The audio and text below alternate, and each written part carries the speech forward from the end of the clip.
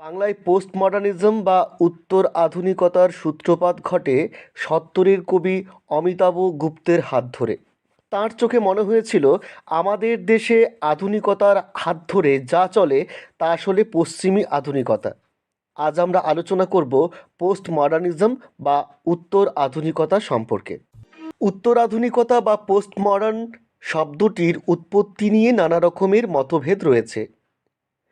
উর্গেন হাবারমাসের একটি রচনা থেকে জানা যায়, প্যাগান অতীত থেকে বর্তমানকে আলাদা করবার উদ্দেশ্যে পঞ্চদশ শতাব্দীতে মডার্ন শব্দটি ব্যবহার করেন। এর উৎসে রয়েছে ল্যাটিন মডার্নুস শব্দটি। ফরাসি ইমপ্রেশনিস্ট ছবি থেকে নতুনতর আঙ্গিক বোঝাতে জন ওয়াটকিন্স 1917 সালে পোস্ট মডার্ন শব্দটি ব্যবহার করেন। রটলফ প্যানুইজ নিৎসের নিহিলিজম ও সমকালীন ইউরোপের মূল্যবোধের ভাঙনকে চিহ্নিত করতে পোস্ট মডার্ন শব্দটিকে অভিধা হিসেবে ব্যবহার করেন। ইতিমধ্যে ডাডাইজম বা ডাডাবাদ মানুষের মূল্যবোধগুলিকে তাচ্ছিল্য করতে শুরু করে। সমকালীন চিত্রশিল্প, স্থাপত্য ও শিল্পকলায় ডাডাবাদী চিন্তা চেতনা মহামারীর মতো ছড়িয়ে পড়তে শুরু করে, যা উস্কে দেয় উত্তর আধুনিক বা পোস্ট মডার্ন চেতনার বীজকে। সাধারণভাবে বলা হয়ে থাকে, ক্লাসিসিজম, রিয়ালিজম ও রোমান্টিসিজম যেখানে শেষ, সেখান থেকেই পোস্ট মডার্নিজমে শুরু। পোস্ট মডার্নিজম মানে প্রচলিত সাহিত্য থেকে নজর সরিয়ে এমন এক সৃষ্টির সন্ধানের দিকে এগিয়ে চলা যেখানে পৌঁছলে খুলে যাবে মুক্ত চিন্তার সমস্ত বদ্ধ দুয়ারগুলো। দ্যুতি ছড়াবে ভাষার সাধারণ শব্দভাণ্ডার, যোগাযোগ বাড়বে কবিতার সাথে পাঠকের, কবির এবং কবিতারও। সাহিত্য ও শিল্পকলা ঘিরে এতদিন ধরে জন্মানো সমস্ত তত্ত্বের হাত ধরেই পোস্ট মডার্নিজম হাঁটতে চায়। 60-এর দশকে পশ্চিমী দুনিয়ায় ধনতান্ত্রিক উদার অর্থনীতি ও পুঁজিবাদ যখন প্রবল সংকটের মুখে, তখন এই মত প্রবল হচ্ছিল যে কবিতা ক্রমে দুর্বোধ্য, অতীতপ্রিয় আর সংযমী হয়ে উঠছে। এই সময়ে চলমান সকল ফর্ম ভেঙে ফেলে কবিতাকে যুক্তিবুদ্ধির সকল গোঁড়ামির হাত থেকে মুক্ত করবার তাড়না থেকে জন্ম নেয় পোস্ট মডার্নিজম। কবিতার উত্তরণে তখন নেতৃত্ব দিচ্ছিলেন নতুন ক্রিটিসিজমের গুরুরা, যারা নিজেদের স্বয়ংসিদ্ধ, যুক্তিঋদ্ধ এবং প্যারাডক্সিক্যাল ভাবতেন। জ্যাক দেরিদা, মিশেল ফুকো, রোলা বার্থ, জুলিয়া ক্রিস্টোভা প্রমুখের হাতে পোস্ট মডার্নিজম গতি পেয়েছে।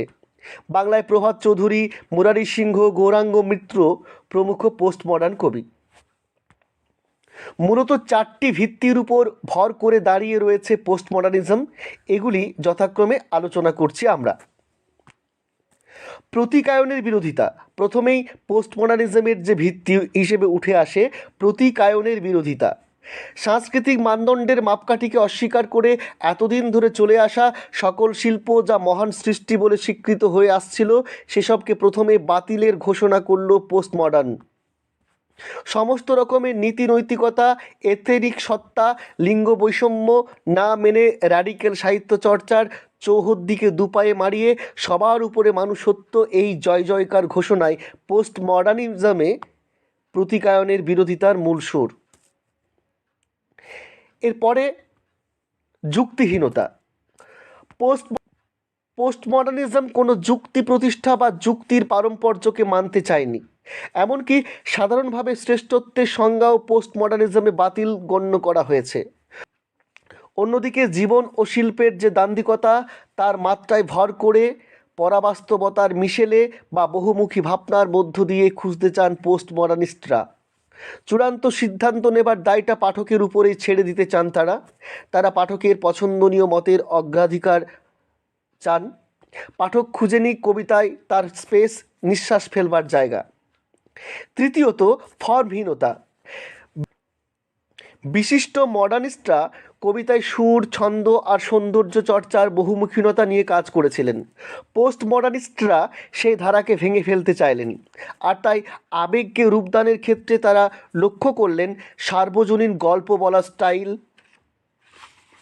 কৌতূহল উদ্দীপক বা হাস্যরসাত্মক বিষয় কখনো বা উপস্থাপন করলেন প্রচলিত কোনো ধ্যান ধারণার মতো করে, যা তেমন কোনো অর্থবোধক নয়। আর তাতে মিশ্রণ ঘটল সামাজিক সাংস্কৃতিক অজস্র উপাদান।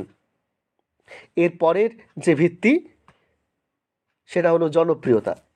পোস্ট মডার্নিস্টরা চাইলেন তাদের সৃষ্টি জনপ্রিয় হয়ে উঠুক, তাই তারা ব্যবহার করলেন সাধারণ গণমানুষের কথ্য ভাষা, কখনো বা প্রচলিত সাধারণ শব্দ সমষ্টি। পাশাপাশি তারা বাস্তবতার কঠিন অনুষঙ্গগুলি আঙুল দিয়ে দেখিয়ে দিলেন। তবে হ্যাঁ, অনেক পাঠক পোস্ট মডার্ন কবিতাকে কোনো কবিতা বলে স্বীকার করতে চান না। এ নিয়ে অনেক বিতর্ক রয়েছে। আজকের আলোচনা আপাতত এ পর্যন্তই। কেমন লাগছে আমাদের ভিডিও? ভালো লাগলে লাইক করো, কমেন্ট করো, বন্ধুদের মধ্যে শেয়ার করো।